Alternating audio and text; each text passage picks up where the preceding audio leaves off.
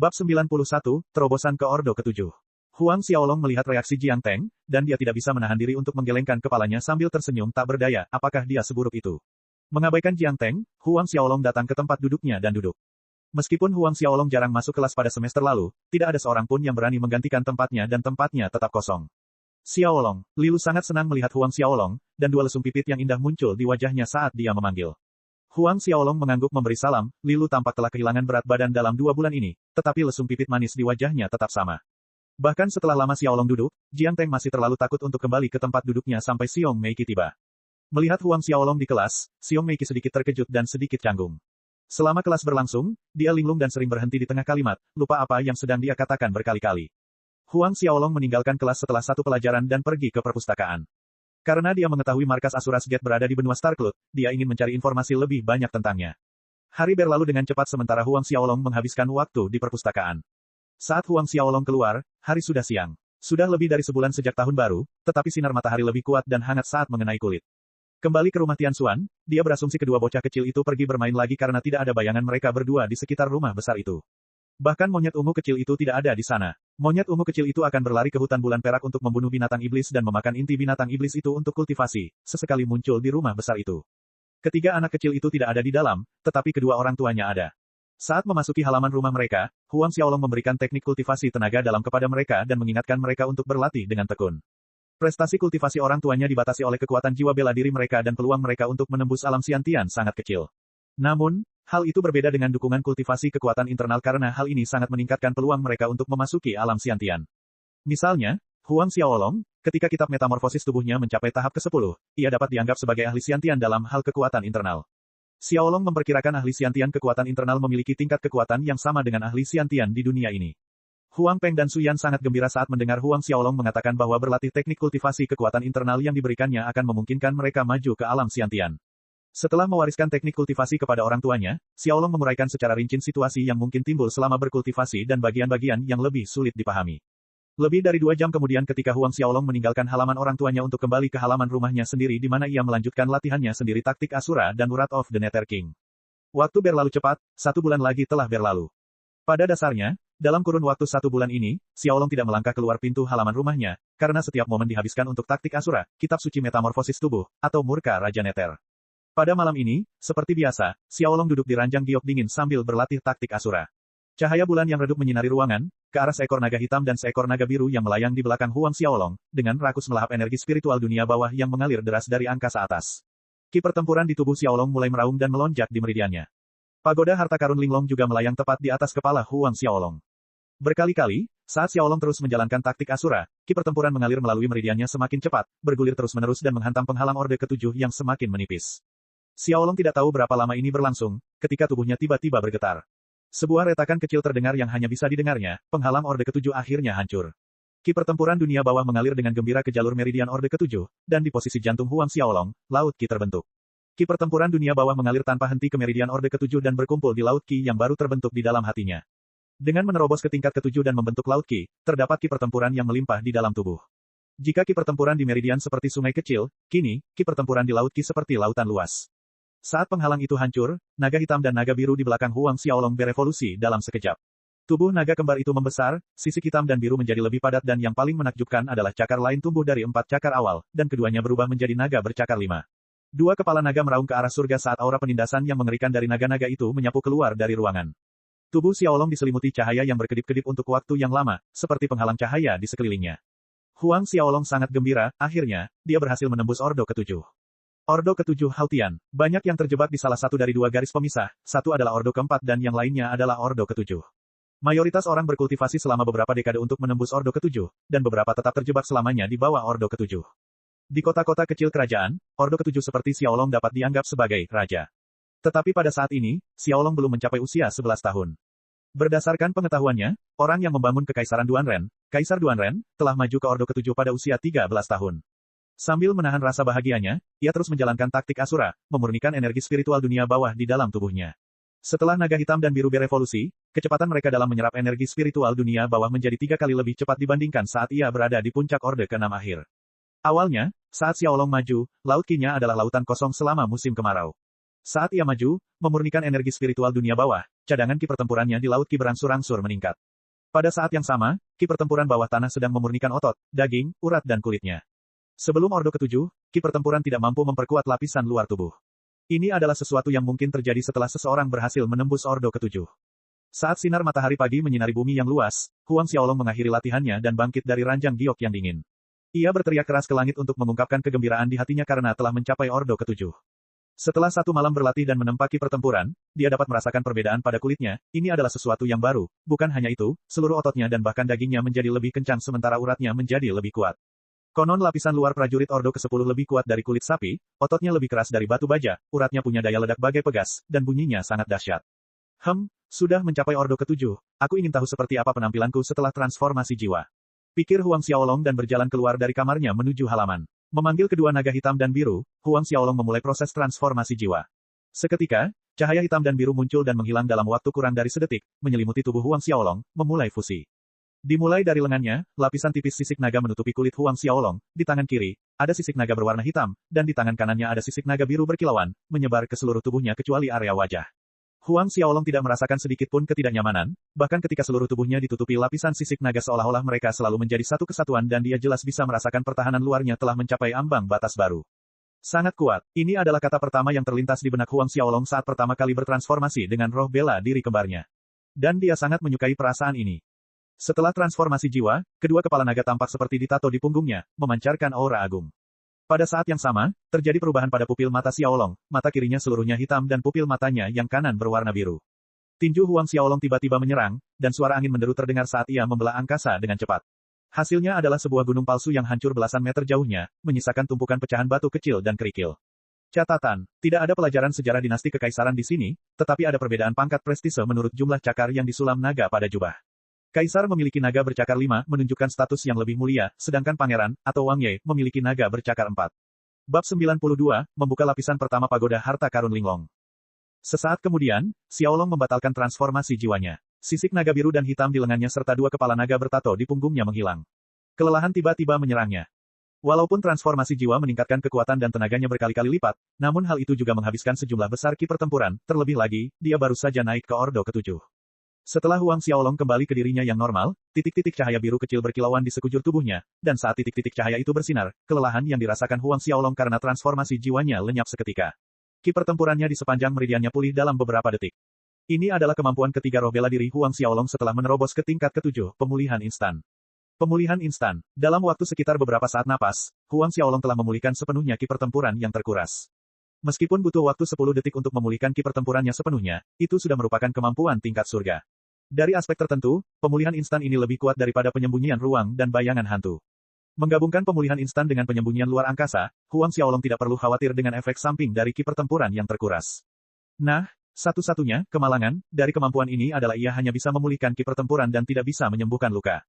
10 detik kemudian, ki pertempuran Xiaolong telah pulih sepenuhnya, ia menghilang di tempat dan kursi di sebelahnya pun ikut menghilang bersamanya. 10 tarikan napas kemudian, ia muncul kembali dari angkasa. Keluar dari ruang penyembunyian, Huang Xiaolong terus menguji kemampuannya, muncul dan menghilang beberapa meter jauhnya, dan dalam sekejap mata, dia berada lebih dari 10 meter dari tempat semula. Setelah evolusi kedua, selain membangkitkan kemampuan ketiga, dua kemampuan sebelumnya diperkuat. Sebelumnya, saat memasuki ruang persembunyian, dia hanya bisa masuk sendiri sedangkan sekarang, dia bisa membawa orang lain. Dan dengan kemampuan Phantom Shadow, dia benar-benar bisa mengubah posisinya dengan kemauannya dalam jarak 10 meter, teleportasi.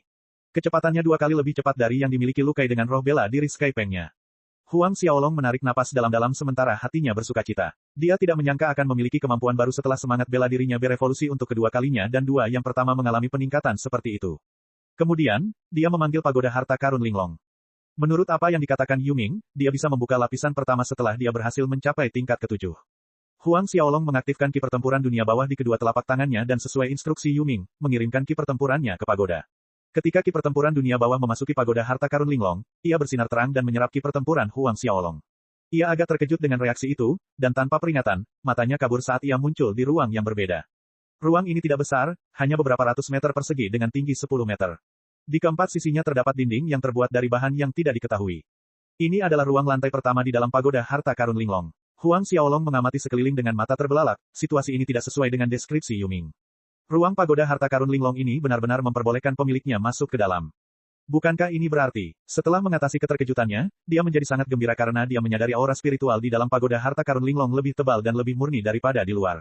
Lebih jauh lagi, di atas ruang tersebut, aliran kinaga api mengalir ke atas, membentuk kelompok awan kinaga api yang tebal. Jika dia berkultivasi di dalam ruang ini, menyerap awan kinaga api, itu akan jauh lebih efektif daripada berkultivasi di lembah api naga.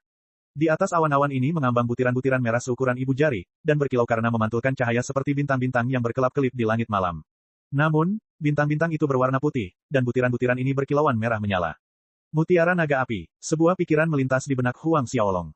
Ini pasti mutiara naga api yang dibicarakan Yuming. 1, 2, 3, Huang Xiaolong perlahan menghitung satu persatu dan jumlahnya mencapai 108. Matanya berbinar, 108 mutiara naga api.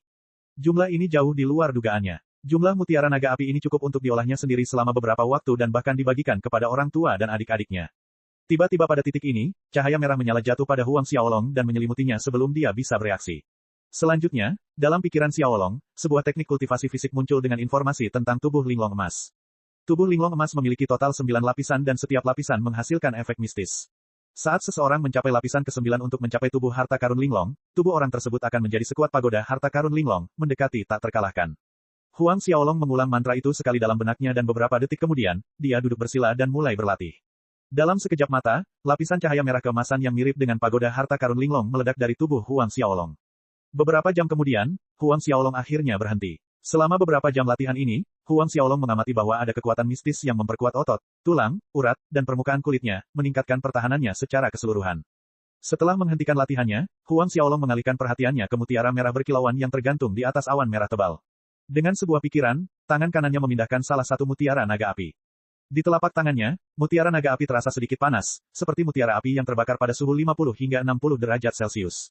Hang Xiaolong membuka mulutnya dan melemparkan mutiara merah menyala itu ke dalam mulutnya saat mutiara naga api mencapai perutnya. Mutiara itu berubah menjadi aliran energi panas yang mengalir ke setiap sudut tubuhnya. Merasakan hal ini, Xiaolong segera menenangkan diri lagi dan menjalankan taktik Asura untuk memurnikan aliran energi panas. Ki pertempuran dunia bawah di meridiannya menjadi aktif, melonjak dan jatuh sepanjang waktu sementara warna abu-abu gelap mulai berubah perlahan menjadi abu-abu muda. Proses yang sama muncul lagi, seperti saat dia berkultivasi di lembah api naga. Kotoran hitam bercampur darah membentuk lapisan di atas kulitnya, dan kotoran ini tersembunyi jauh di dalam tubuhnya, bukan yang normal. Beberapa jam lagi berlalu, lapisan darah dan kotoran yang mengeras menutupi Huang Xiaolong. 1 hari berlalu dan lapisan kotoran luruh dan lapisan limbah baru terbuang lagi, dan proses itu terulang sekali lagi. Setelah 5 hari, berhenti. Huang Xiaolong menghabiskan waktu 1 hari untuk menyempurnakan satu mutiara naga api dan setiap kali ia menyelesaikan satu, ia akan mengambil mutiara lain dari awan sambil terus menelan dan mengolah. Dalam waktu 10 hari, ia telah menyempurnakan 10 mutiara naga api. Ia berhenti setelah menyelesaikan mutiara ke-10 dan berdiri, merasa sangat rileks dan nyaman dari ujung kepala sampai ujung kaki, seperti membuang beban seberat 100 jin. 10 hari latihan mengakibatkan kekuatan Huang Xiaolong meningkat lagi, mendekati puncak awal Orde ke-7. Menurut perkiraan Xiaolong, jika dia terus tinggal dan berlatih di ruang pagoda harta karun linglong sambil menelan mutiara naga api, dalam waktu 2 minggu lagi, dia bisa mencapai puncak awal tingkat ke-7, dan jika diberi waktu 2 bulan, pertengahan tingkat ke-7. Akan tetapi, dengan kecepatan kultivasi ini, bahkan jika dia memonopoli seluruh 108 mutiara naga api, itu hanya bisa bertahan 3 hingga 4 bulan. Itu, dan kecepatan pagoda harta karun linglong memadatkan satu mutiara, bahkan 10 hari tidak cukup untuk menyelesaikannya. Jadi, Huang Xiaolong harus memikirkan metode yang akan mempercepat prosesnya. Catatan, 100 jin sekitar 50 kg. Bab 93, Tes Kemajuan Kelas. Huang Xiaolong menatap tumpukan mutiara naga api dan sebuah pikiran tiba-tiba terlintas di benaknya. Dia mengeluarkan buah sikas dari cincin Asura. Tanpa peringatan, sebuah kekuatan isap datang dari pagoda, dan aliran energi spiritual mengalir keluar dari buah sikas. Di depan mata Huang Xiaolong, buah sikas mengering, mengerut, dan mengempis di depan matanya, sebelum akhirnya menghilang ke udara tipis. Dan di atasnya, setelah energi spiritual dari buah sikas diserap, ki naga api berputar cepat, menunjukkan tanda-tanda mengembunnya mutiara naga api baru. Menyaksikan fenomena ini, hati Huang Xiaolong gembira, benar saja, metode ini berhasil. Setelah itu, Huang Xiaolong mengeluarkan buah sikas lainnya. Sama seperti yang terjadi sebelumnya, buah sikas itu dihisap kosong dari energi spiritual di dalamnya dan lenyap, ditelan oleh pagoda. Huang Xiaolong terus mengeluarkan satu demi satu buah sikas, dan setelah jumlahnya melampaui 10, mutiara naga api baru berhasil terbentuk, tergantung di atas awan. Menatap mutiara naga api yang baru saja terbentuk, Huang Xiaolong merasa ingin menangis. Sekarang, dia tahu bahwa buah sikas dan mungkin ramuan lainnya dapat mempercepat waktu pembentukan mutiara naga api, tetapi biayanya terlalu besar. Lebih dari 10 buah sikas. Xiaolong hanya memiliki kurang dari 20 buah sikas yang tersisa di cincin Asura spasialnya. Meskipun ramuan dan buah-buahan jenis ini dapat dibeli dari pelelangan dan rumah dagang, harganya agak menakutkan. Belum lagi Huang Xiaolong, bahkan mungkin bukan penguasa kerajaan, Raja Lu Ze mampu membelinya dalam jangka panjang. Selanjutnya, Xiaolong mengeluarkan 100 ki dan pertempuran, dan setelah menyerap semuanya, pagoda itu akhirnya mengembunkan satu mutiara naga api. Lebih dari 100 battle ki dan setara dengan satu mutiara naga api, jumlah ini kurang lebih sama dengan 10 buah sikas. Aku ingin tahu apakah inti binatang buas dari binatang iblis memiliki efek. Tiba-tiba, Huang Xiaolong memikirkan sebuah kemungkinan dan bertanya pada dirinya sendiri. Akan tetapi, tidak ada inti binatang di cincinnya. Beberapa saat kemudian, Huang Xiaolong keluar dari ruang pagoda harta karun Linglong dan menuju ke aula utama. Memanggil Fei Hou, dia memberi Fei Hou 100.000 koin emas dan menugaskannya untuk membeli inti binatang buas dari rumah lelang dan perdagangan. Meskipun Fei Hou bingung dengan permintaan Huang Xiaolong untuk membeli begitu banyak inti binatang, dia tidak berani bertanya terlalu banyak. Kira-kira 1 jam kemudian Fei Hou kembali ke rumah besar dan sesuai perintah Huang Xiaolong, dia mendapatkan lebih dari 40 buah inti binatang tahap 7. Huang Xiaolong ingin sekali menguji teorinya, setelah mendapatkan barang-barang itu dari Fei Hou, Huang Xiaolong bergegas kembali ke kamarnya dan memasuki ruang pagoda harta karun Linglong, mengeluarkan semua inti binatang tahap 7. Seperti dugaan Huang Xiaolong sebelumnya, pagoda itu juga dapat menyerap energi iblis yang ganas di dalam inti binatang buas, dan segera, ruang pagoda telah menyedot semua energi dari 40 lebih inti binatang buas yang dibawa Fei Hou. Inti binatang buas ini berubah menjadi abu kusam dan abu-abu, lalu menghilang. Dan ruang yang telah menyerap lebih dari 40 energi inti binatang iblis dan mengembunkan 2 mutiara naga api baru. Melihat hasil ini, Xiaolong menghela napas lega. Hasil ini masih bisa diterima olehnya, kurang dari 50 inti binatang buas ditukar dengan 2 mutiara naga api, yang berarti 50.000 koin emas untuk 1 mutiara naga api. Ini jauh lebih hemat biaya daripada menggunakan buah sikas atau spiritus. Tetap saja, 50.000 koin emas bukanlah jumlah yang kecil, dan dia memutuskan untuk memasuki hutan bulan perak sendiri untuk memburu binatang iblis tahap 7. Dan kali ini, durasi yang dihabiskan di dalam hutan bulan perak akan lebih lama dari sebelumnya. Huang Xiaolong memutuskan sebelum ia menuju hutan bulan perak untuk membunuh binatang iblis, ia akan melakukan perjalanan ke akademi terlebih dahulu. Ia ingin meminta ujian kenaikan kelas ke kelas tahun kedua karena ia telah mencapai tingkat ke-7. Keesokan paginya, Huang Xiaolong datang ke Akademi Bintang Kosmik dan langsung menuju ruang kepala sekolah. Sebenarnya, masalah kenaikan kelas biasanya menjadi urusan guru kelas, tetapi pada saat disetujui, 6 bulan akan berlalu, jika dia langsung menghubungi Sun Zhang atau Xiong Chu, itu akan menghemat banyak waktu dan tenaga. Ketika Huang Xiaolong tiba di ruang kepala sekolah, secara kebetulan, Sun Zhang dan Xiong Chu ada di dalam. Keduanya sedikit terkejut melihat Huang Xiaolong, lalu keduanya berdiri dengan wajah tersenyum. Xiaolong, bagaimana mungkin kamu punya waktu luang untuk datang dan mencari kami berdua? Sun Zhang menyeringai dan bertanya, apakah kamu menemukan beberapa masalah dalam latihanmu? Xiong Chu juga tersenyum, apapun masalahmu, tenang saja dan ceritakan pada kami. Mereka berdua mengira kedatangan Huang Xiaolong yang tiba-tiba itu karena ia mengalami masalah kultivasi. Jadi, ia datang untuk meminta petunjuk kepada mereka. Huang Xiaolong menggelengkan kepalanya dan berkata, aku datang ke sini karena aku ingin meminta ujian kenaikan kelas. Permintaan untuk ujian kenaikan kelas tahun kedua. Kedua orang tua itu tercengang sejenak, Sun Zhang dan Xiong Chu saling berpandangan, mengakibatkan keempat mata mereka membelalak menatap satu sama lain dengan terkejut. Kau bilang kau telah menembus Ordo ke-7. Sun Zhang berkata dengan tiba-tiba, belum setengah tahun berlalu sejak kompetisi akademi berakhir bahkan jika Huang Xiaolong telah mengambil Xing Yao dan Qi Xidan, mustahil baginya untuk maju dalam waktu sesingkat itu. Menurut perkiraan rahasia mereka, Huang Xiaolong membutuhkan setidaknya 1 tahun untuk melakukannya. Xiong Chu juga memiliki ekspresi yang tidak terbayangkan di wajahnya saat dia menatap Xiaolong. Huang Xiaolong mengangguk, menegaskan apa yang baru saja dia katakan, itu benar. Dan dia melepaskan energi ki pertempurannya keluar. Tingkat ke-7. Ini benar-benar tingkat ke-7. Ketika Huang Xiaolong melepaskan ki pertempurannya di luar tubuhnya, Sun Zhang dan Xiong Chu yang awalnya merasa sulit untuk mempercayainya, menjadi sangat bersemangat. Butuh waktu yang cukup lama sebelum kedua orang tua itu kembali mendapatkan kembali citra mereka yang bermartabat. Tetap saja, mereka berdua mengamati Huang Xiaolong dengan ekspresi aneh di wajah mereka.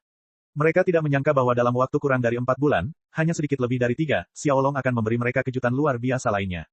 Jika ini adalah kecepatan kultivasi Huang Xiaolong, dia mungkin bisa memenangkan juara umum akademi dalam waktu 10 tahun dan mewakili Akademi Bintang Kosmik dalam pertempuran kota Kekaisaran Duanren. Lalu, permintaanku pada ujian kenaikan kelas. Melihat Sun Zhang dan Xiong Chu hanya berdiri di sana dan menatapnya tanpa jawaban, alis Huang Xiaolong berkerut dan menusuknya. Mendengar Huang Xiaolong berbicara, Sun Zhang dan Xiong Chu menyadari kesalahan mereka, dan akhirnya sadar.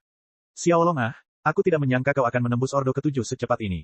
Sun Zhang tersenyum seolah musim semi telah tiba saat dia melihat Huang Xiaolong, permintaanmu untuk ujian kenaikan kelas, kami setujui. Mari kita lakukan dengan cara ini, besok, kelas 6 tahun kedua akan pergi ke dekat perbatasan untuk membunuh beberapa bandit, kau ikut dengan kelas 6 tahun kedua. Selama kau dapat membunuh 10 bandit, kau lulus ujian. Pangeran Lu Kei juga meminta ujian kenaikan kelas 2 hari yang lalu, pada saat ini, Xiong Chu memberitahu Huang Xiaolong, besok, seperti kamu, dia akan bergabung dengan kelas 6 tahun kedua untuk membunuh bandit di perbatasan kerajaan. Lu Kei juga akan pergi. Huang Xiaolong terkejut mendengar berita itu, tetapi dia hanya mengangguk dan mengucapkan selamat tinggal kepada kedua orang tua itu. Setelah Huang Xiaolong meninggalkan kamar Sun Zhang, mereka menyuruh Huang Xiaolong keluar sendiri, sambil memperhatikan punggung Huang Xiaolong saat dia berjalan pergi hingga dia menghilang dari pandangan, barulah keduanya mengalihkan pandangan.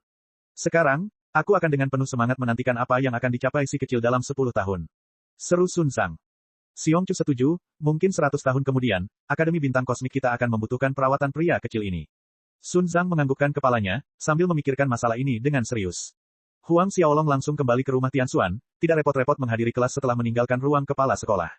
Memasuki ruang pagoda harta karun Linglong, ia terus berlatih menggunakan mutiara naga api. Suatu hari berlalu. Pada pagi kedua, Xiaolong sekali lagi datang ke akademi dan menunggu di alun-alun. Ia melihat siswa kelas 6 tahun kedua sudah berkumpul, dan ia bisa mengenali salah satu dari mereka, siswa yang memenangkan pertarungan kelas 6, Ye Yong. Ye Yong adalah salah satu orang yang memasuki lembah api naga. Bab 94, Kota Kecil yang Aneh. Saat Huang Xiaolong berjalan menuju kelompok itu, semua murid menoleh, melihat ke arahnya dengan emosi yang rumit terlihat jelas di mata mereka. Bagaimanapun, Huang Xiaolong telah naik ke Ordo ke-7 dan meminta ujian kenaikan kelas. Kemarin, tidak lama setelah Huang Xiaolong kembali ke Tianxuan Mansion, berita itu telah menyebar ke seluruh Cosmic Star Academy. Sekali lagi, Huang Xiaolong menjadi pusat perhatian di Cosmic Star Academy. Ye Yong berjalan keluar dari kelompok murid menuju Huang Xiaolong, dan tertawa saat dia datang di hadapan Huang Xiaolong. Xiaolong, aku tidak menyangka sejak terakhir kali kita bertemu, bahkan belum 3 bulan berlalu dan kamu sudah berhasil menembus ke tingkat ke-7. Saya beruntung, kata Huang Xiaolong. Beruntung, Ye Yong menggelengkan kepalanya. Jika beruntung bisa membuat seseorang naik ke Ordo ke-7, maka mayoritas orang di dunia roh bela diri tidak akan terjebak di Ordo ke-4, Ordo ke-5, atau Ordo ke-6 sepanjang hidup mereka. Untuk dapat mencapai Ordo ke-7 dibutuhkan lebih dari sekedar keberuntungan. Pada saat ini, dari kejauhan, Lu Kai tiba, ditemani oleh sekelompok pengawal istana. Sesampainya di alun-alun, Lu Kai tidak merasa aneh melihat kehadiran Xiaolong, tampaknya, dia juga telah mendengar tentang terobosan Huang Xiaolong dan permintaannya untuk penilaian. Melihat Huang Xiaolong, Lu Kai merasa rumit. Begitu mereka berdua lulus ujian kenaikan kelas ini, mereka akan naik ke kelas 6 tahun kedua, menjadi teman sekelas. Mari kita bertanding lagi dalam penilaian ini, bagaimana menurutmu? Lu Kai menatap Huang Xiaolong, dan memancing, taruhan 300.000 koin emas. 300.000. Baiklah, apa yang akan kita pertandingkan? Seseorang ingin memberinya 300.000 koin emas, jadi tentu saja Huang Xiaolong tidak akan menolak.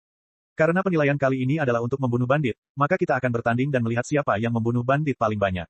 Lu Kai berkata dengan nada cemberut. Dia kalah dari Huang Xiaolong selama kompetisi akademi, namun, membunuh bandit tidak hanya bergantung pada kekuatan, dan Lu Kai tidak berpikir dia akan kalah dari Xiaolong dalam membunuh lebih banyak bandit. Huang Xiaolong mengangguk, menunjukkan dia setuju dengan usulan Lu Kai. Tak lama kemudian, semua murid berkumpul dan guru kelas 6 tahun kedua juga seorang guru wanita cantik bernama Chen Feirong. Chen Feirong adalah tipe yang berbeda dibandingkan dengan Xiong Meiki, sementara yang terakhir dingin dengan sikap sombong. Chen Feirong seperti bunga lili putih yang segar dan lembut. Setiap gerakannya lembut dan ramah dan senyum menghiasi wajahnya saat dia berbicara, memberikan perasaan tenang. Kali ini tugas membunuh bandit di dekat perbatasan dipimpin olehnya. Chen Feirong tersenyum pada Huang Xiaolong dan Lu Kai ketika dia datang ke alun-alun. Huang Xiaolong dan Lu Kai adalah selebriti akademi, dan tentu saja dia bisa mengenali mereka berdua. Kemarin, kepala sekolah Sun Zhang dan Xiongqu memanggilnya ke ruang kepala sekolah dan dengan wajah datar dan muram, mereka menekankan bahwa apapun yang terjadi, dia harus memastikan keselamatan Huang Xiaolong dan Lu Kai selama perjalanan ini. Dan karena alasan ini, selain dia yang memimpin tim, ada 2 guru Ordo ke-10 lainnya yang mendampingi mereka. Karena semua orang sudah ada di sini, ayo kita berangkat. Perintah Chen Feirong. Sedikit lebih dari 1 jam kemudian, kelompok itu telah meninggalkan kawasan kota kerajaan, menuju ke arah salah satu kawasan perbatasan. Setengah bulan telah berlalu, semua orang harus waspada. Kota-kota kecil di daerah ini adalah tempat yang sering didatangi para bandit. Meskipun kekuatan bandit-bandit ini tidak terlalu besar, mereka selalu muncul dalam jumlah besar, hampir mencapai 100 orang sekaligus dan mereka sangat kejam. Saat kalian bertemu mereka, kalian semua tidak boleh menunjukkan belas kasihan. Berdiri di depan pintu masuk kota kecil yang sunyi, Chen Feirong mengingatkan para siswa tentang peringatan ini. Setelah melakukan perjalanan selama 2 minggu, mereka akhirnya mencapai titik tujuan persimpangan antara kerajaan Luotong dan kerajaan Baolong. Menurut Chen Feirong, para bandit ini berasal dari kerajaan Baolong, menyelinap melewati patroli tentara kerajaan Luotong menuju kota-kota perbatasan kerajaan Luotong, membunuh, merampok, dan menculik orang. Begitu para bandit ini merampok suatu tempat, mereka akan segera mundur kembali ke wilayah kerajaan Baolong, menyebabkan sakit kepala yang luar biasa bagi para prajurit perbatasan. Setelah Chen Feirong memperingatkan para siswa, dia membawa mereka ke kota kecil yang tampak terpencil itu.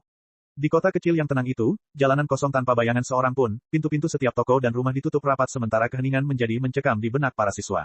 Sesekali, asap hitam terlihat mengepul dari beberapa bangunan acak. Beberapa saat kemudian, Chen Feirong membagi para siswa menjadi 3 tim yang dipimpin olehnya dan 2 guru lainnya. Setiap kelompok terdiri dari sekitar 20 siswa. Setiap tim akan bertindak sendiri-sendiri dan berkumpul kembali di pintu masuk kota. Kelompok manapun yang menemukan bandit harus melepaskan sinyal untuk memberitahu yang lain tentang posisi mereka. Baik Lu Kai maupun Huang Xiaolong ditempatkan dalam tim yang sama yang dipimpin oleh Chen Feirong. Para siswa mengikuti Chen Feirong dari belakang sambil terus berjalan di sepanjang jalan. 1 jam kemudian, mereka masih belum melihat satu pun bandit. Seluruh kota diselimuti suasana sunyi, putus asa, dan sesuatu yang lain, sesuatu yang aneh. Aneh, kemana orang-orang di kota kecil ini pergi? Mengapa kita tidak dapat menemukan satu orang pun? Ye Yong yang berada di tim yang sama dengan Huang Xiaolong mengerutkan kening dan bertanya dengan suara keras. Mungkinkah semua orang telah meninggal? Jika demikian, di mana mayatnya? Selalu Kai. Tidak hanya ada orang, tidak ada mayat juga. Tidak ada jejak perkelahian atau cipratan darah seolah-olah semua orang di kota kecil itu telah lenyap begitu saja. Alis Huang Xiaolong berkerut. Namun, kelompok itu terus maju, dan ketika tim tiba di sisi utara kota kecil itu, tiba-tiba Xiaolong berhenti. Ini, bau darah. Ya, ini bau darah. Bau darah sangat samar, tetapi Huang Xiaolong dapat menciumnya dengan jelas dan penilaiannya tidak salah. Sejak ia menerobos ke Ordo ke-7 dan semangat bela dirinya berevolusi untuk kedua kalinya, kemampuan pendengaran dan indera penciumannya telah meningkat pesat. Lu Kai dan Ye Yong menyadari reaksi Huang Xiaolong yang tiba-tiba dan merasa ragu dalam hati mereka. Dan pada saat ini, tanpa peringatan, siluet Huang Xiaolong melesat maju, mengejutkan seluruh tim.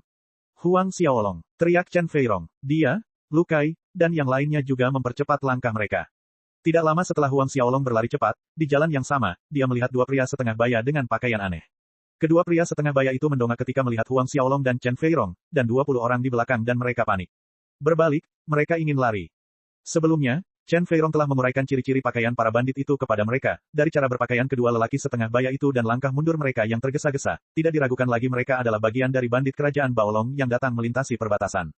Ingin melarikan diri. Melihat aksi mereka, Huang Xiaolong menyeringai dingin. Dalam sekejap, kemampuan bayangan hantu dari roh bela dirinya diaktifkan, dan dalam sekejap, dia telah melintasi jarak 10 meter di antara dirinya dan kedua pria itu. Di dekatnya, Huang Xiaolong mengayunkan pedangnya, dan cahaya dingin dan tajam membelah tenggorokan salah satu pria itu. Huang Xiaolong juga meninju pria lainnya, membuatnya terpental, tetapi tetap hidup. Huang Xiaolong datang ke tempat pria itu mendarat, dan suaranya dipenuhi dengan dingin saat dia bertanya kepadanya, bicaralah. Di mana orang-orang kota itu? Pria setengah baya itu sangat ketakutan dan berteriak, jangan bunuh aku. Aku akan bicara. Orang-orang kota digiring ke alun-alun di depan. Dia menunjuk ke arah di depan. Akan tetapi, saat dia baru saja selesai bicara, Huang Xiaolong mengarahkan jarinya ke dahinya, yang kemudian menembus pelipisnya. Siluet Huang Xiaolong melintas lagi ke arah yang ditunjuk pria itu. Dan pada saat itu, Chen Feirong dan para murid pun tiba dan melihat 2 mayat yang sudah tidak bernyawa, dia pun memerintahkan kepada Ye Yong, cepat, berikan sinyal untuk memberitahu kedua tim lainnya. Baik, Guru, jawab Ye Yong, sambil segera mengeluarkan bola asap dan melemparkannya ke langit. Dalam waktu kurang dari sedetik, cahaya berwarna biru melesat ke langit. Beberapa saat kemudian, Huang Xiaolong bergegas ke alun-alun tersebut dan tiba di depan ruang terbuka yang dapat menampung beberapa ribu orang, dan mayat-mayat berserakan di mana-mana. Beberapa dari mayat-mayat ini memiliki keempat anggota tubuh yang terputus, beberapa tanpa kepala, dan beberapa ususnya digali. Mayat-mayat ini dulunya adalah penduduk kota itu. Bau darah menggumpal di udara. Dan di alun-alun, ratusan bandit mencengkeram pisau tajam di tengah pembantaian mereka terhadap penduduk kota. Ratapan sedih bergema di alun-alun. Kelompok bandit ini sebenarnya berjumlah hampir 300. Bab 95, Keluarga Ning bela diri. Xiaolong bergegas ke alun-alun dan melihat pemandangan berdarah ini amarah yang kuat meledak di dalam hatinya, dan kedua tangannya mengepal erat saat niat membunuh yang tajam muncul dari matanya. Selanjutnya, Chen Feirong, Lu Kai, Ye Yong, dan seluruh siswa tiba di alun-alun, dan mereka semua sama-sama geram melihat gambar di hadapan mereka. Ketika rombongan besar itu tiba, para bandit di seberang yang tengah asyik menikmati pembantaian itu tiba-tiba berhenti dan berbalik menatap tamu-tamu baru itu. Akademi Bintang Kosmik. Seorang bandit setengah baya yang mengenakan topi hitam panjang yang menutupi setengah wajahnya berjalan keluar dari kelompok itu, matanya menyapu ke sisi lain dan ketika tatapannya jatuh pada tubuh montok Chen Feirong, bandit setengah baya itu terkekeh mesum, aku baru saja mengatakan tidak ada satupun wanita baik di kota kecil ini, namun aku tidak menyangka mereka akan mengirim satupun ke sini sekarang. Saudara-saudara, setelah ini kita bisa bersenang-senang. Setelah saya selesai, giliran kalian. Terima kasih, Kepala. Dalam sekejap, sorak-sorai kegembiraan pecah dari 300 bandit. Wajah halus Chen Feirong berubah marah, berubah menjadi hijau dan merah, dan matanya yang indah melotot ke arah lain. Melihat ini, pria parubaya kepala bandit yang mengenakan topi hitam panjang itu tersenyum lebih lebar, pelacur kecil, sebentar lagi, kami para saudara pasti akan memuaskanmu, jangan terlihat begitu cemas. Selesai mengatakan itu, 2 tangan melambai dan 300 bandit lebih menyebar dan mengelilingi 20 orang kecil di tengah. Tatapan dingin Huang Xiaolong menyapu para bandit di sekitarnya. Pada saat ini, suara dingin kepala bandit terdengar, biarkan para wanita hidup, bunuh semua pria. Saat pihak lain menginstruksikan, siluet Huang Xiaolong bergerak pada saat yang sama sambil menggenggam pedang Asura di tangannya. Jeritan terdengar dari sisi berlawanan seiring ayunan pedangnya. Dan Lu Kai, Ye Yong, serta yang lainnya juga mulai menyerang. Chen Feirong membunuh beberapa bandit yang menyerbu dengan cetakan tangan, dia melompat dan telapak tangannya diarahkan untuk menyerang kepala bandit. Melihat Chen Feirong datang menyerangnya, kepala bandit itu mencibir, salah satu tangannya memberi isyarat kepada kroninya, tangkap pelacur kecil itu, ingat, jangan sakiti dia. Kalau tidak, aku tidak akan bisa bermain sepuasnya nanti. Para kroni bandit itu mengakui kehadirannya dengan suara lantang dan menyerbu ke arah Chen Feirong. Meskipun Chen Feirong adalah seorang prajurit Ordo ke-9, Ordo ke-9 akhir, jumlah bandit yang mengepungnya terlalu banyak meskipun tidak ada prajurit Ordo ke-9 di antara mereka. Sebagian besar dari mereka adalah prajurit Ordo ke-7 dan beberapa adalah prajurit Ordo ke-8. Bandit Ordo ke-8 ini menyerang Chen Feirong bersama-sama, membuatnya bingung. Chen Feirong memasang ekspresi jelek di wajahnya yang halus karena dia tidak menyangka akan bertemu dengan sekelompok besar bandit yang memiliki kekuatan seperti itu. Dalam insiden sebelumnya, bandit semacam ini yang melintasi perbatasan dari kerajaan Baolong terdiri dari tidak lebih dari 100 orang dan paling banyak, mungkin 1 atau 2 Ordo ke-8. Kadang-kadang, bahkan bandit Ordo ke-7 pun jarang dan kekuatan rata-ratanya hanya Ordo ke-6. Siluetnya menghindar dengan cepat seperti awan yang mengambang, menghindari lusinan serangan bandit Ordo 8. Sambil melirik sekilas, dia melihat Lu Kai dan Ye Yong. Faktanya, semua siswa dikepung oleh sejumlah besar bandit, dan masing-masing dari mereka berada dalam situasi yang sangat berbahaya. Namun, ketika matanya menemukan Huang Xiaolong, dia tercengang saat melihat bayangan Huang Xiaolong berkelap-kelip acak di antara para bandit sambil mengayunkan sepasang bilah pedang yang tampak dingin. Setiap kali mengayunkan pedang, pasti akan ada 2 bandit yang berteriak dan jatuh ke tanah, dan setiap serangan menargetkan titik vital, merenggut nyawa tanpa perlu serangan kedua. Tidak ada pengecualian, bahkan jika lawannya adalah bandit Orde ke-7 tingkat menengah atau akhir. Kecepatan Huang Xiaolong telah mencapai tingkat yang membuat orang tercengang. Chen Feirong menatap Huang Xiaolong dengan mata terbelalak, hatinya sangat terkejut, dia tahu kecepatan Huang Xiaolong jauh melampaui rata-rata puncak akhir Orde ke-7. Namun, ini bukan saatnya untuk terkejut dan dia tidak punya waktu untuk merenungkan mengapa Huang Xiaolong memiliki kecepatan yang luar biasa. Dia berteriak, semuanya, lepaskan semangat bela diri kalian. Jangan sia-siakan tenaga dan bertahanlah selama 5 menit lagi. Tunggu 5 menit dan 2 tim lainnya akan tiba, 5 menit dan mereka akan aman. Perintah Chen Feirong bergema dan para siswa termasuk Lu Kai dan Ye Yong memanggil roh bela diri dan jiwa yang berubah tanpa penundaan. Namun, para bandit di sekitarnya mengikuti tindakan mereka, memanggil roh bela diri dan jiwa yang berubah. Si kepala bandit mencibir sembari berdiri di satu sisi menyaksikan kejadian itu, kemudian pandangannya terfokus pada Huang Xiaolong. Dia telah memperhatikan situasi di sekitar Huang Xiaolong, menyaksikan para bandit jatuh satu persatu di bawah pedang Huang Xiaolong, dan cahaya tajam yang kejam bersinar di matanya. Tiba-tiba, kepala bandit melompat keluar, mengarahkan telapak tangan ke punggung Huang Xiaolong. Telapak ki penghancur, bajingan kecil, matilah untukku. Jejak telapak tangan yang besar bersiul melintasi angkasa, di tengah jejak telapak tangan itu terdapat konsentrasi ki yang dahsyat dan merusak bagaikan mata badai. Xiaolong, awas, melihat hal ini, Lu Kai, Ye Yong, dan beberapa murid berteriak memperingatkan.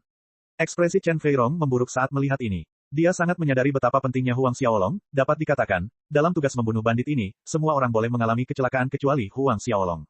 Bergulinglah, Chen Feirong dihadang oleh sekitar 10 bandit tingkat 8, dan melihat telapak tangan yang ganas itu hendak mengenai Huang Xiaolong, dia meraung marah. Cahaya putih berkilauan menyala dan pada saat yang sama, sesuatu seperti bantal awan muncul, tetapi warnanya biru transparan dingin. Ketika bantal awan muncul, suhu di sekitarnya turun hingga titik beku, mirip dengan musim dingin di Arktik. Inilah semangat bela diri Chen Feirong, awan es. Ia termasuk dalam kategori yang sama dengan semangat bela diri Fei Hou, yang berasal dari alam. Memanggil semangat bela dirinya, telapak tangan Chen Feirong menghantam kekosongan ke 4 arah. Dunia yang tertutup es. Saat telapak tangan itu mengenai, aliran udara benar-benar membeku dan mengembun menjadi banyak es, belasan bandit Orde ke-8 yang mengeroyoknya segera mundur dengan tergesa-gesa. Meskipun Chen Feirong berhasil memaksa para bandit ini mundur, tidak ada cukup waktu baginya untuk menyelamatkan Huang Xiaolong, melihat telapak tangan kepala bandit hendak mengenai punggung Huang Xiaolong, Lu Kai, Chen Feirong, dan murid-murid lainnya menegang, tetapi Huang Xiaolong tiba-tiba menghilang. Serangan itu jatuh di udara kosong, melemparkan mayat-mayat penduduk kota kecil itu dari tanah persegi. Senyum di kepala bandit menegang. Sementara semua orang tercengang dengan hasilnya, teriakan kesakitan tiba-tiba menarik semua orang mundur.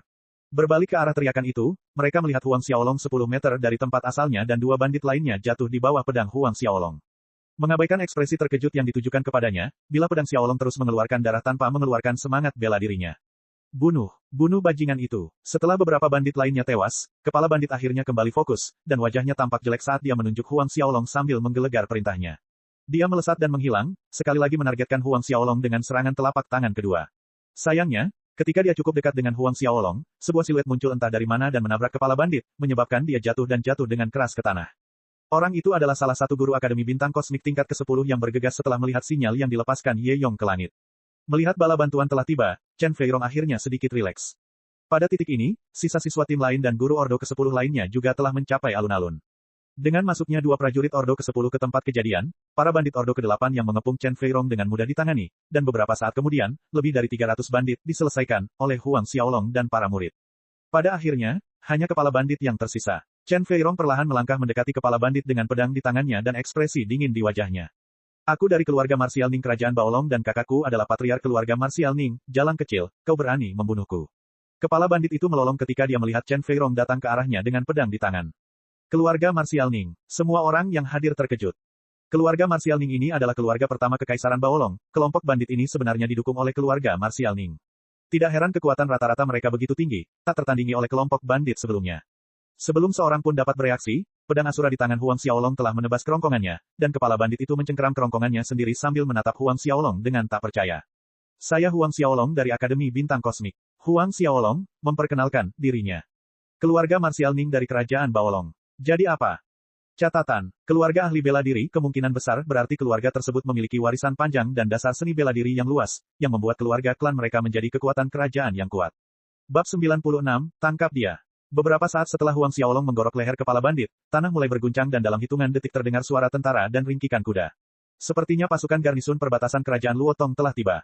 Sama seperti di bumi pada kehidupan sebelumnya, polisi selalu datang setelah masalah terpecahkan. Beberapa saat kemudian, sekitar 1000 tentara dari 2 brigade mengepung Huang Xiaolong dan yang lainnya.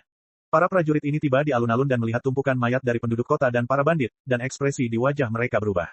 Meskipun tak seorang pun tahu apa yang terjadi, masing-masing dari mereka dapat menebak secara kasar apa yang terjadi. Jenderal Qin, lihat, yang itu mirip Ning Fei dari keluarga Marsial Ning, saudara dari patriark keluarga Marsial Ning. Seorang letnan jenderal tiba-tiba menunjuk mayat kepala bandit sambil berbicara dengan Jenderal Qin Si. Tatapan Jenderal Qin Si mengikuti arah jari itu, dan ketika dia melihat tubuh kepala bandit, dia mengerutkan kening, ya, itu adalah Ning Fei. Ning Fei ini telah melintasi perbatasan dan melakukan beberapa kejahatan, tetapi dia melarikan diri terakhir kali, dan inilah alasan Qin Si mengenali Ning Fei. Jenderal Qin, dengan kematian Ning Fei, masalah ini akan sulit ditangani. Ning Wang pasti akan menekan kita melalui Raja Kerajaan Baolong untuk membuat kita menyerahkan pembunuhnya. Letnan Jenderal itu berkata, dan dia menambahkan, kau mengerti. Qin Si mengangguk. Jika orang itu tidak punya latar belakang, maka tidak apa-apa, tetapi yang meninggal adalah Ning Fei, jadi pasti akan menimbulkan masalah. Siapa yang membunuhnya? Qin Si menunjuk ke arah kepala bandit dan membentak. Aku membunuhnya. Huang Xiaolong menjawab dengan acuh tak acuh. Tangkap dia. Qin Si memberi isyarat kepada para prajurit. Ya, Jenderal, dan beberapa prajurit mengepung Huang Xiaolong. Berhenti, beraninya kau, bentak Chen Feirong dengan marah, lalu berjalan menghampiri para murid dan guru dari Akademi Bintang Kosmik, menatap Qin Si dan para prajurit dengan penuh amarah. Ada senyum dingin samar di wajah Huang Xiaolong saat dia melihat Qin Si, dan suaranya yang tenang terdengar, menurut hukum kerajaan, membunuh bandit perbatasan adalah perbuatan baik yang akan dihargai. Jadi, aku ingin bertanya, mengapa kamu tidak mengikuti hukum kerajaan dan ingin menangkapku saja? Qin Si tersedak mendengar kata-kata Huang Xiaolong. Lancang, bocah cilik, kau telah melakukan pembunuhan yang kejam, namun kau masih memimpikannya penghargaan yang pantas. Qin Si belum berbicara ketika Letnan Jenderal di sebelahnya sudah marah, ayo, tangkap bocah cilik itu. Akan tetapi, sebelum mereka bisa mendekati Huang Xiaolong, para prajurit itu ditampar oleh Chen Feirong dan 2 guru Ordo ke-10.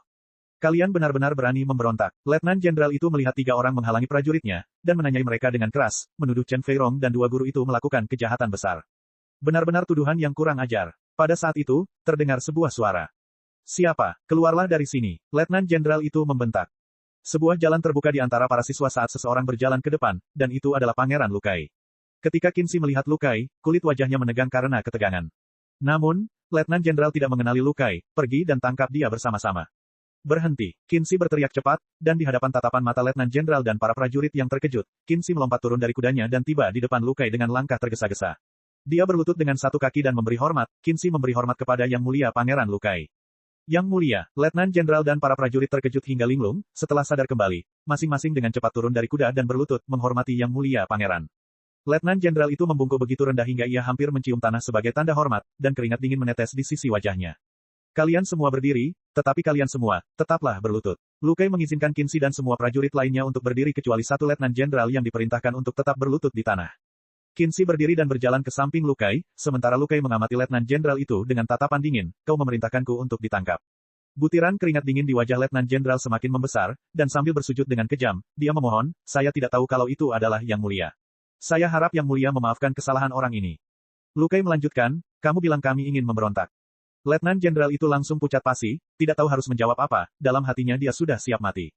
Kemudian, Lukai berbalik dan menatap Qin Si, tatapan yang membuat rambut Qin Si berdiri karena takut. Kau ingin menangkapnya. Apa kau tahu siapa dia? Lukai bertanya pada Qin Si sambil menatap Huang Xiaolong. Qin Si dengan patuh menatap Huang Xiaolong. Dia adalah Huang Xiaolong, kata Lukai. Apa? Huang Xiaolong. Dia adalah Huang Xiaolong itu. Qin Shi, Letnan Jenderal, dan banyak kepala prajurit tiba-tiba menoleh ke arah Huang Xiaolong dan tidak diragukan lagi, masing-masing dari mereka sangat terkejut. Huang Xiaolong, roh bela diri tingkat atas 12, naga hitam ilahi purba. Bakat pertama kerajaan Luotong. Pesan ini telah menyebar jauh dan luas di seluruh kerajaan Luotong, dari rakyat jelata di bawah hingga para jenderal dan bangsawan di atas, siapa yang tidak mengenalnya. Bahkan beberapa pasukan terkemuka di kerajaan tetangga tahu bahwa seorang pemuda monster berbakat telah muncul di kerajaan Luotong. Sekarang giliran Qin Shi yang berkeringat dingin. Huang Xiaolong memiliki hubungan yang dalam dengan Marsekal Hao Tian, ini sudah diketahuinya. Mendengar nama Huang Xiaolong, Letnan Jenderal itu kehilangan semua warna di wajahnya. Sebelumnya, dia siap untuk mati, tetapi sekarang, dia tidak yakin apakah dia bisa mati dengan tenang. Masalah ini, aku akan melaporkannya kepada ayahku. Lu Kai menambahkan. Qin Shi dan Letnan Jenderal kecilnya gemetar. Mereka berdua masih terpaku di tempat bahkan setelah tim dari Cosmic Star Academy pergi.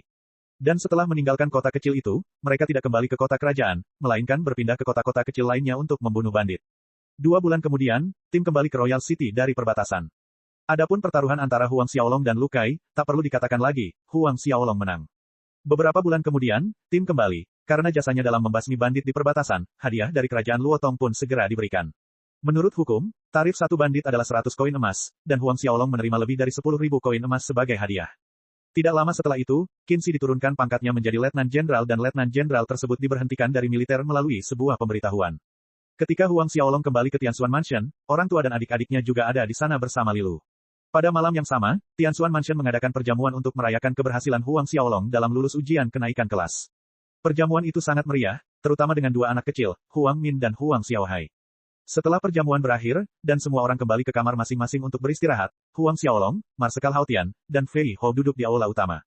Selama 2 bulan terakhir ini, apakah orang-orang sekte pedang besar muncul di dekat sini? Tanya Huang Xiaolong. Jawab Yang Mulia, tidak. Marsekal Hao Tian menjawab, tetapi, bawahan mengetahui bahwa bulan depan, sekte pedang besar akan mengadakan upacara pemilihan pemimpin sekte. Upacara pemilihan pemimpin sekte. Suara Huang Xiaolong terdengar muram, siapakah pemimpin sekte pedang besar berikutnya? Itu adalah adik Liu Wei yang bernama Lin Xiren, seorang yang berada di puncak Ordo ke-10.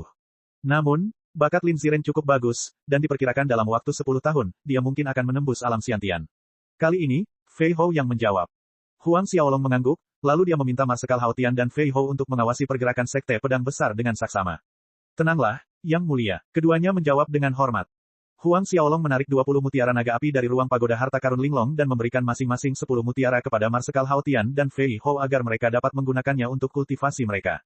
Ketika mereka berdua menyadari bahwa Huang Xiaolong memberi mereka mutiara naga api dari pagoda harta karun Linglong, benda-benda yang lahir dari energi spiritual alami, keduanya sangat bersyukur. Ketika Marsekal Hao Tian dan Fei Hou pensiun, Huang Xiaolong datang ke halaman orang tuanya, memberitahu mereka bahwa ia akan berlatih di hutan bulan perak dalam 2 hari dan ia meninggalkan 60 mutiara naga api bersama mereka. Kembali ke kamarnya sendiri, Huang Xiaolong memulai latihan hariannya, taktik Asura, dalam 2 bulan membunuh bandit, dia telah maju ke pertengahan Orde ke-7. Xiaolong memasuki ruang pagoda harta karun Linglong, menelan mutiara naga api, dan mempraktikkan teknik kultivasinya. Roh bela diri naga kembar melayang di belakangnya, dengan rakus melahap energi spiritual dunia bawah. Bab 97, 4 tahun berlalu. 2 hari berlalu. Seperti sebelumnya, Huang Xiaolong telah menyiapkan semua keperluan dan meninggalkan istana Tianxuan menuju hutan bulan perak. Begitu pula, dia juga membawa monyet ungu kecil itu bersamanya. 3 bulan kemudian, di sebuah danau di suatu tempat di hutan Silvermoon, seekor badak api mengamuk tingkat 7 sedang menuju ke danau tersebut. Tiba-tiba, 2 sinar tajam dari bilah pedang menyambar dan badak api mengamuk tingkat 7 itu mengeluarkan lolongan mengerikan saat darahnya menyembur keluar dan jatuh ke tanah. Ketika badak besar itu jatuh, sosok Huang Xiaolong muncul dan dia datang ke samping bangkai binatang itu. Dengan lambaian pedang Asura, inti binatang itu digali keluar. Sambil memegang inti binatang di tangannya, Huang Xiaolong kemudian mengirimnya ke ruang pagoda harta karun Linglong sehingga bisa menyerap energi iblis di dalamnya. Setelah menyerap inti binatang itu, ada tanda-tanda bahwa mutiara naga api baru akan segera terbentuk. Metode ini masih terlalu lambat, pikir Huang Xiaolong dalam benaknya. Selama 3 bulan terakhir ini, Huang Xiaolong rata-rata membunuh 5 binatang iblis tahap 7 setiap hari, dan hingga kini, ia telah membunuh lebih dari 400 binatang iblis. Namun, jumlah ini hanya melahirkan sekitar 20 mutiara naga api. Lebih dari 90 hari pengerjaan, dan hasilnya hanya 20 mutiara naga api. Hasil ini membuat Huang Xiaolong menggelengkan kepalanya. Dengan kecepatan seperti ini, mutiara naga api tidak dapat memenuhi kebutuhannya. Lebih jauh lagi, sebelum dia tiba di hutan bulan perak, dia memberikan total 80 mutiara naga api kepada orang tuanya, Marsekal Hao Tian, dan Fei Hou. Jumlah mutiara naga api di ruang pagoda Linglong awalnya sedikit, dan sekarang, 3 bulan kemudian, semuanya telah digunakan untuk kultivasinya. Tetapi, ini adalah sesuatu yang berada di luar kekuasaannya. 1 tahun lagi dan aku bisa menembus Ordo ke-8. Huang Xiaolong memperkirakan. Naik ke Ordo ke-8 berarti dia bisa memburu binatang iblis tahap 8, dan energi iblis di dalam inti binatang tahap 8 beberapa kali lebih terkonsentrasi daripada inti binatang tahap 7. Pada saat itu, mungkin pagoda harta karun Linglong bisa memadatkan satu mutiara naga api setiap hari.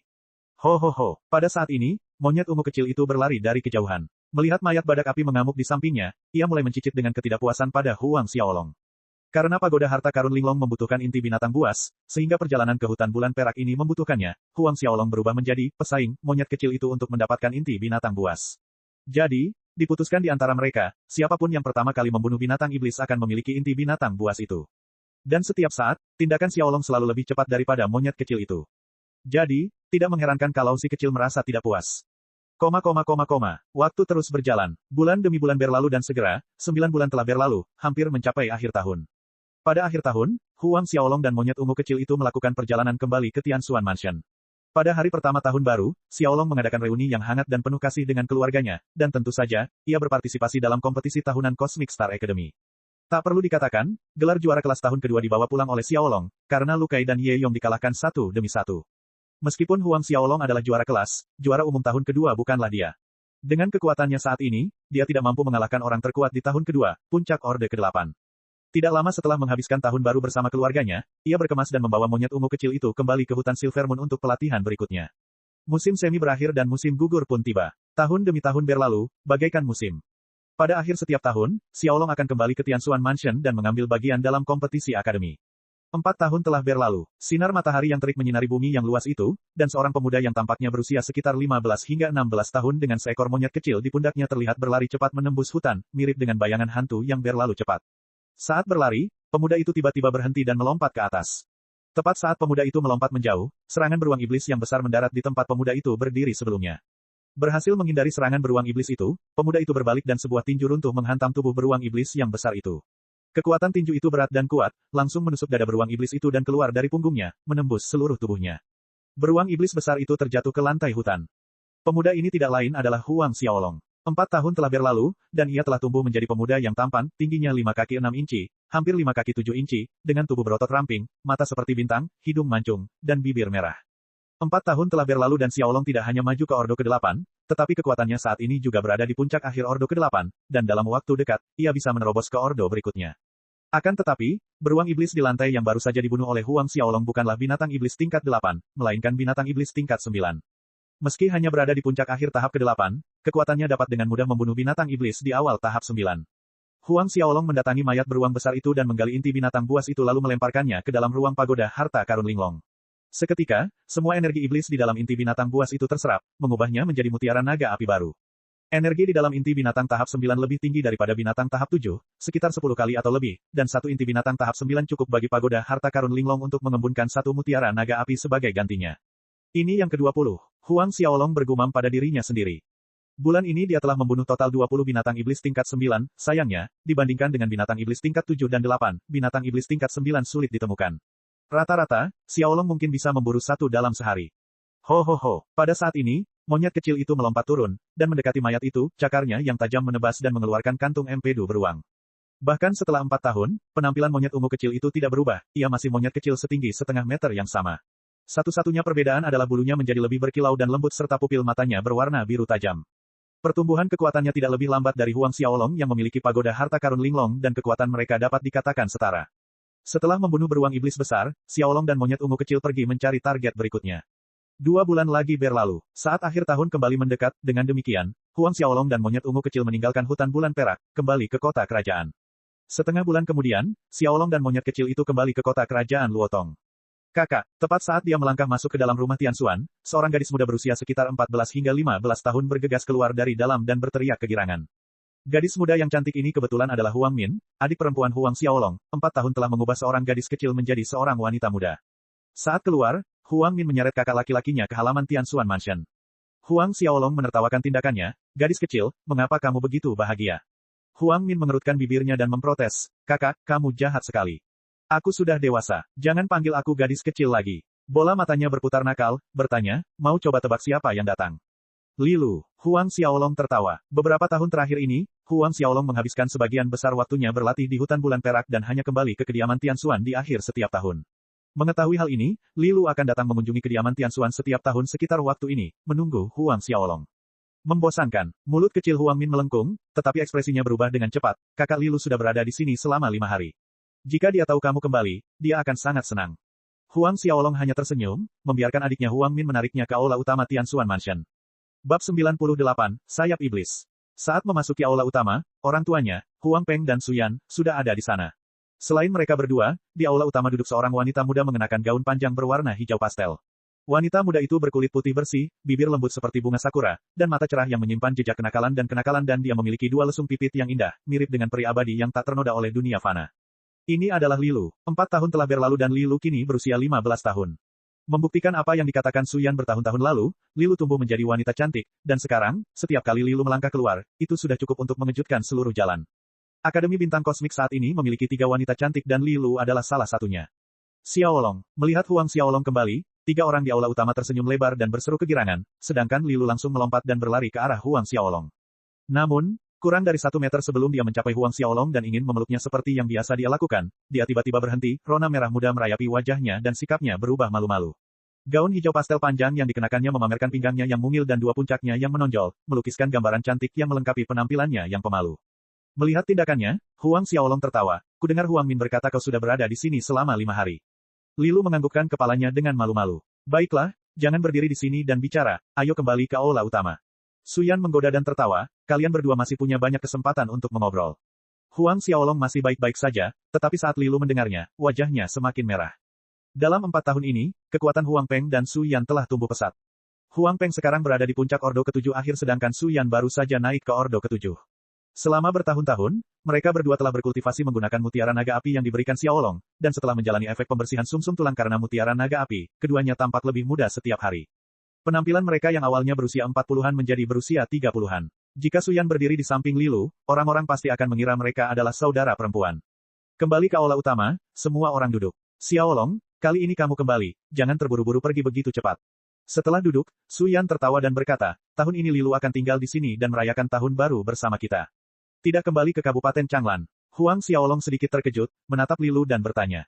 Li Lu merasa malu dengan Huang Xiaolong yang memperhatikannya, lalu mengangguk dan berkata pelan, aku sudah bilang ke ayah dan kakek kalau aku tidak akan pulang tahun ini. Aku akan tinggal di sini untuk tahun baru. Baguslah, kalau kakak Li Lu tinggal di sini saat tahun baru, pasti akan lebih semarak lagi. Huang Min bertepuk tangan dengan gembira, tunggu 2 tahun lagi, dan saat kakak Li Lu menikah, dia akan menghabiskan setiap tahun baru di sini.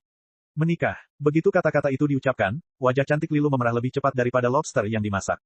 Huang Xiaolong membelalakan matanya dan menatap tajam ke arah Huang Min, tetapi dia bersikap seolah-olah tidak melihat reaksi Huang Xiaolong dan terus tersenyum puas. Xiaolong, adik perempuanmu benar. Pada saat ini, Su Yan segera menindaklanjuti, menurutku, dalam 2 tahun lagi kamu harus menikahi Nona Li Lu. Aku katakan padamu, aku menginginkan Nona Li Lu sebagai menantu perempuan, dan beberapa tahun kemudian, aku ingin menggendong cucu-cucuku. Cucu, keringat dingin muncul di dahi Huang Xiaolong, apa ini dan itu. Wajah Li Lu pada dasarnya merah padam saat ini dan tidak ada kemarahan karena malu. Sebaliknya, di matanya yang jernih dan cerah, ada kebahagiaan saat dia mencuri pandang ke arah Huang Xiaolong. Sebaliknya, Huang Xiaolong lah yang merasa canggung saat ini, dan dia mengarahkan pandangan memohon ke arah ayahnya, Huang Peng, namun Huang Peng hanya mengangkat bahunya yang menunjukkan dia tidak punya pilihan lain. Faktanya, di dunia roh bela diri ini, menikah di usia belasan tahun bukanlah hal yang luar biasa. 2 tahun kemudian, Huang Xiaolong dan Li Li sama-sama akan berusia 17 tahun. Suasana canggung di aula utama tidak berlangsung lama karena Huang Xiaohai berlari masuk dari luar. Ketika dia melihat Huang Xiaolong hadir, dia berteriak keras, kakak. Kakak. Teriakan Huang Xiaohai memecah suasana canggung. Huang Xiaohai kembali dan mulai mengatakan bahwa ada kompetisi seni bela diri di sisi selatan kota dan suasananya sangat meriah dan dia ingin menarik Huang Xiaolong untuk pergi bersamanya. Karena itu, Huang Xiaolong menggunakannya sebagai alasan dan melarikan diri dari aula utama. Jauh di tengah malam, keheningan menyelimuti seluruh ruangan. Cahaya bulan merentangkan bayangan Huang Xiaolong di tanah. Berdiri di tengah halamannya, kaki kiri Huang Xiaolong melangkah ke kiri, dan ia menurunkan tubuhnya hingga jongkok sementara tubuh bagian atasnya tegak lurus, kedua tangan di pinggang dan lengan bawahnya seimbang seolah-olah sedang memegang benda berat. Mengatur napasnya saat energi spiritual berkumpul di sekelilingnya. 4 tahun dan kitab metamorfosis tubuh Huang Xiaolong telah menembus tahap ke-6, cakar yang membelah seperti sayap, tahap ke-7, 9 hantu menarik pedang, dan dia akhirnya mencapai tahap ke-8, 3 diagram di medan. Sekarang, dia bermaksud untuk segera menembus tahap ke-9, naga biru yang membentangkan cakar. Kabut putih keluar dari lubang hidung Xiaolong, sementara di saat bersamaan, awan kabut putih berputar-putar di atas kepalanya, tampak tak nyata. Di bumi, Mereka mengatakan bahwa seorang ahli kekuatan internal, saat mengatur napas mereka, akan memiliki 3 bunga yang mekar di atas kepala mereka, seperti Huang Xiaolong sekarang. Malam berangsur-angsur berganti menjadi siang. Ketika matahari pagi terbit, Huang Xiaolong akhirnya berhenti. Setelah berhenti, Xiaolong melompat ke udara dan memanggil pedang Asura. Dengan ayunan, cahaya pedang yang tak terhitung jumlahnya melesat keluar seperti lautan petir. Pada saat yang sama, tubuhnya jungkir balik di udara saat petir menyambar, mirip dengan seekor naga yang berenang di lautan luas dan aura yang menindas menutupi keempat sudutnya. 4 tahun, bukan hanya Xiaolong telah mempraktikkan Wrath of the Nether King hingga tuntas sepenuhnya, jurus keempat, State of Abundant Lightning, juga telah mencapai tuntas sebagian. Jurus yang baru saja diperlihatkan Xiaolong adalah jurus petir yang berlimpah. Mengenai Asura Sword Skill, jurus yang telah ia latih sejauh ini adalah Tempest of Hell, Thirst of Asura, Wrath of the Nether King, dan yang keempat adalah State of Abundant Lightning. Setiap jurus serangan sangat mendalam dan memiliki kekuatan yang tak terduga, dan setiap serangan lebih kuat dari yang sebelumnya. Gerakan keempat pada penyelesaian utama ini tampak seolah-olah serangan tersebut berubah menjadi sambaran petir yang tak terhitung jumlahnya, yang memiliki kekuatan untuk menghancurkan langit dan bumi.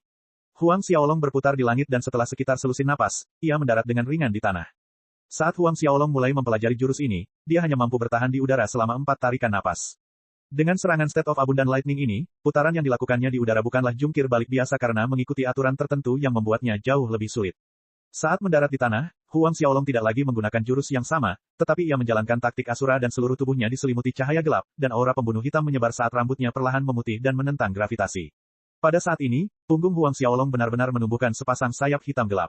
Setelah 4 tahun, taktik Asura Huang Xiaolong telah mencapai level keempat dan dapat berubah menjadi tubuh Asura.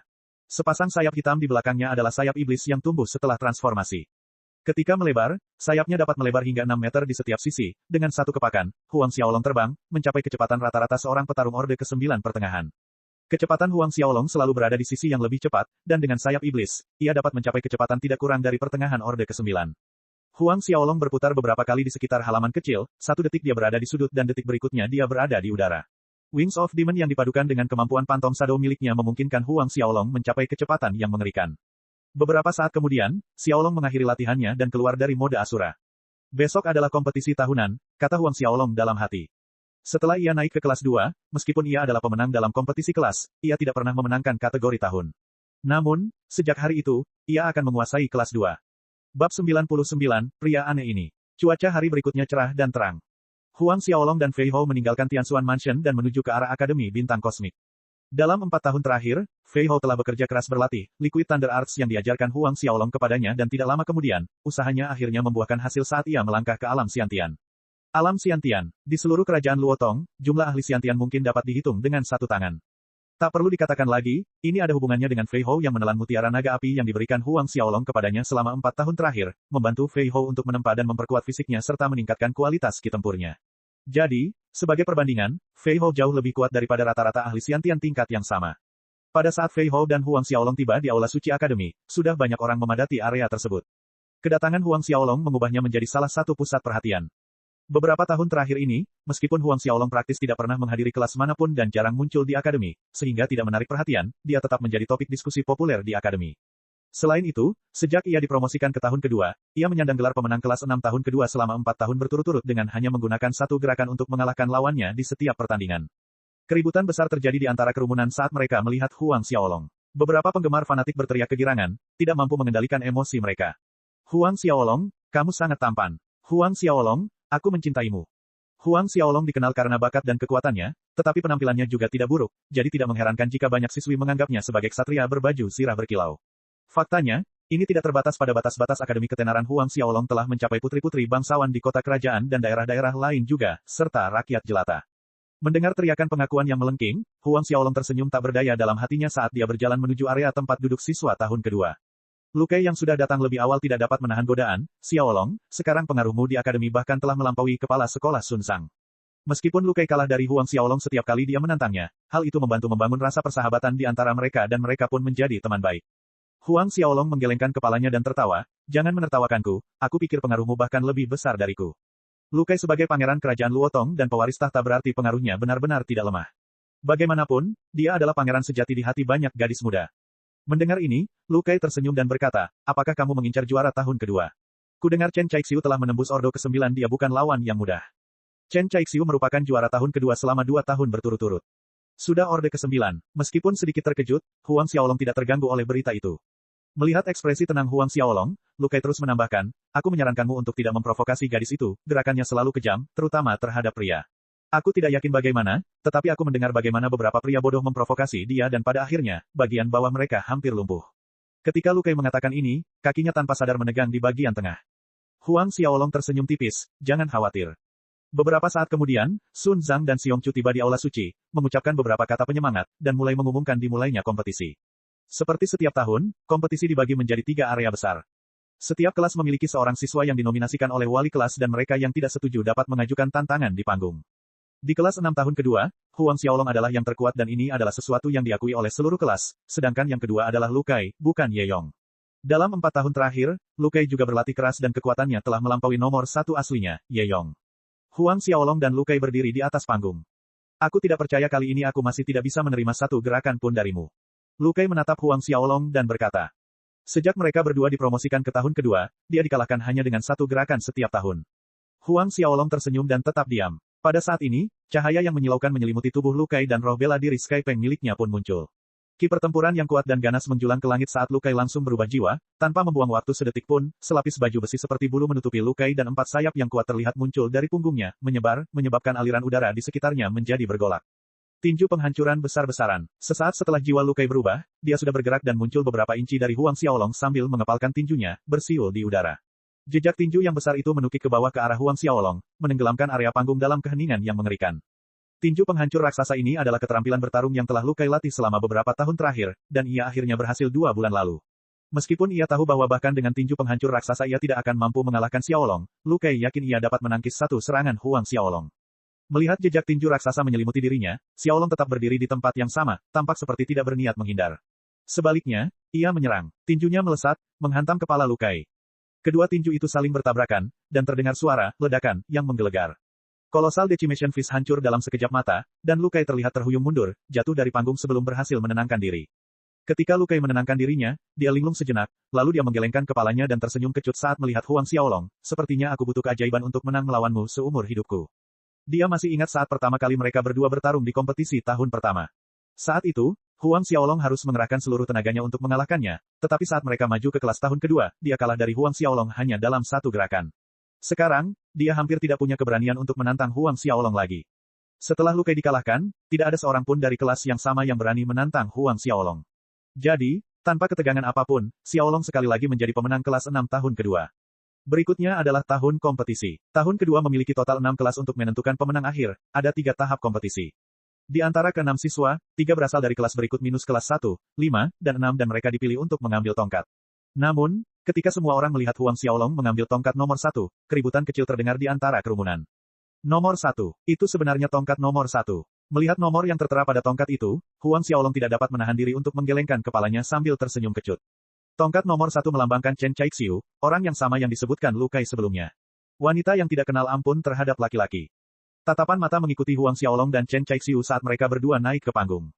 Chen Caixiu mengenakan gaun lavender yang lembut, cantik namun memiliki sikap seorang bangsawan. Chen Caixiu tidak hanya dikenal sebagai orang nomor 1 tahun kedua, seperti Lilu, dia juga merupakan salah satu dari 3 wanita cantik terkenal di Cosmic Star Academy. Namun perlu diingat, dia adalah mawar yang penuh dengan duri yang mematikan, ketegasannya sama terkenalnya dengan kecantikannya. Huang Xiaolong, demi Lilu, aku akan bersikap lebih lembut nanti.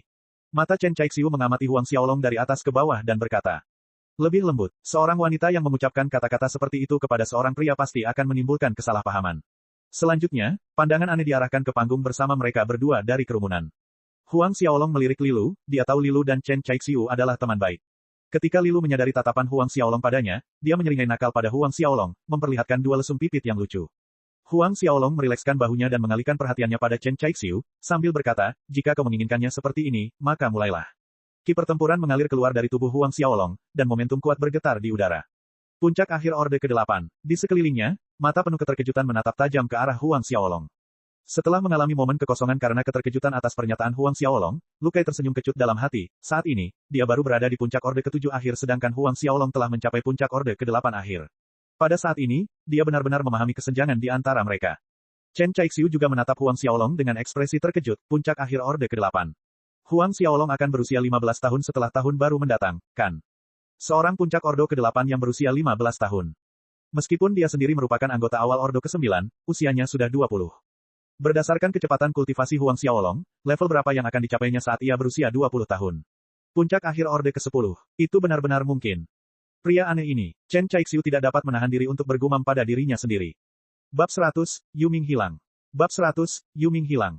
Pria aneh. Meskipun suara Chen Caixiu sangat pelan, Huang Xiaolong masih bisa menangkap kata-katanya. Tanpa daya, dia tersenyum, apakah Chen Caixiu ini harus bersikap langsung seperti ini?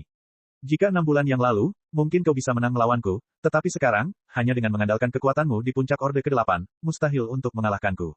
Pada saat ini, Chen Caixiu berbicara sambil menggelengkan kepalanya dan dia melepaskan ki pertempurannya sepenuhnya. Energi ki pertempuran yang lebih kuat dari Huang Xiaolong menyebar. Ordo ke-9, serangkaian seruan terkejut terdengar dari kerumunan. Meski begitu, Huang Xiaolong tetap tenang, Chen Caixiu ini benar-benar berhasil menembus Orde ke-9. Di platform utama, perhatian Sun Zhang tertuju pada Huang Xiaolong dan dia tersenyum saat berbicara pada Xiong Chu. Si kecil ini memberi kita kejutan lain, dia benar-benar mencapai puncak akhir Orde ke-8 dalam waktu yang singkat. Ya, awalnya kami pikir dia butuh setidaknya 1 tahun lagi untuk mencapai tahap ini. Xiong Chu setuju, tapi, Chen Caixiu sudah berada di Ordo ke-9, aku khawatir si kecil tidak akan bisa menang tahun ini. Sun Zhang terkekeh, tidak juga apa kau lupa saat tahun pertamanya, saat itu Lu Kai sudah berada di Ordo ke-7, pada akhirnya, Xiaolong tetap menang. Xiong Chu ragu sejenak, tetap saja, Chen Caixiu adalah Ordo ke-9. Apakah dia menang atau tidak, kita akan segera tahu. Sun Zhang berkata, mari kita tunggu hasilnya. Pada saat ini di atas panggung, Chen Caixiu menyerukan jiwa bela dirinya, jarum sulaman. Jarum sulaman berwarna emas yang dihiasi dengan bunga-bunga perak yang lebat. Jarum emas berbunga perak adalah sejenis roh bela diri tingkat 7, bahkan penampilannya tidak berbeda dengan jarum jahit biasa. Namun, bagi banyak orang, itu adalah roh bela diri yang menakutkan karena jenis roh bela diri ini memiliki kekuatan serangan yang mengerikan. Ukuran jarum dapat diubah, dari kecil ke besar, sehingga sulit untuk bertahan melawan mereka. Chen Caixiu langsung berubah jiwa setelah memanggil jarum emas berbunga peraknya, membuat tubuhnya berkilauan dalam warna perak dan emas. Tiba-tiba, Chen Caixiu mengayunkan kedua lengannya. Hujan bunga. Setelah itu, jarum emas dan perak yang tak terhitung jumlahnya muncul dari udara tipis yang berputar dengan kecepatan tinggi seolah-olah itu adalah bunga emas dan perak yang mekar di langit, dan itu benar-benar gambar yang menarik. Dalam sekejap, Huang Xiaolong dikelilingi. Xiaolong, hati-hati, seru Lilu cemas. Saat suara Lilu berhenti, Huang Xiaolong sudah menggenggam pedang Asura di tangannya. Kedua tangannya terayun keluar dan gelombang cahaya pedang menyapu dan suara, dang, bergema tanpa henti. Jarum emas dan perak yang tak terhitung jumlahnya itu ditangkis olehnya. Wrath of the Nether King. Huang Xiaolong tiba-tiba berayun keluar lagi, dan suara benturan bergetar di udara saat kerumunan menyaksikan dua kelompok cahaya tajam melonjak keluar seperti magma yang mengamuk, seperti puluhan ribu binatang buas yang menyerbu ke arah Chen Caixiu. Seluruh aula bergetar ketika Huang Xiaolong menyerang menggunakan Wrath of Nether King. Kerumunan tercengang. Sirah perak jarum emas. Terkejut, Chen Caixiu segera melambaikan tangannya dan bunga emas dan perak itu terpisah, kembali menjadi lautan jarum emas yang membentuk lapisan sirah di tubuhnya. Suara benturan yang memekakkan telinga memenuhi aula. Kekuatan benturan yang besar mendorong Chen Caixiu mundur berkali-kali. Saat Chen Caixiu mencoba mendapatkan pijakan, siluet Huang Xiaolong melintas seperti bayangan. Kemampuan jiwa bela diri, bayangan hantu. Dalam sepersekian detik, Huang Xiaolong muncul di depan Chen Caixiu dan tinjunya dilancarkan tanpa ragu-ragu. Tinju runtuh. Efeknya tumpang tindih dan meningkatkan kekuatan pukulan. Dalam situasi itu, Chen Caixiu menjadi bingung dan tergesa-gesa, telapak tangannya terulur untuk memblokir serangan. Sebuah tinju menghantam telapak tangan, keduanya bergetar karena benturan tetapi Chen Caixiu lah yang terdorong kembali. Chen Caixiu terkejut, dia adalah Ordo ke-9. Terlebih lagi, jiwanya telah berubah. Dalam tubuh ini, kekuatan ki pertempurannya sebenarnya lebih lemah dibandingkan dengan Huang Xiaolong yang belum berubah jiwa. Teknik kultivasi macam apa yang dipraktikkan Huang Xiaolong ini?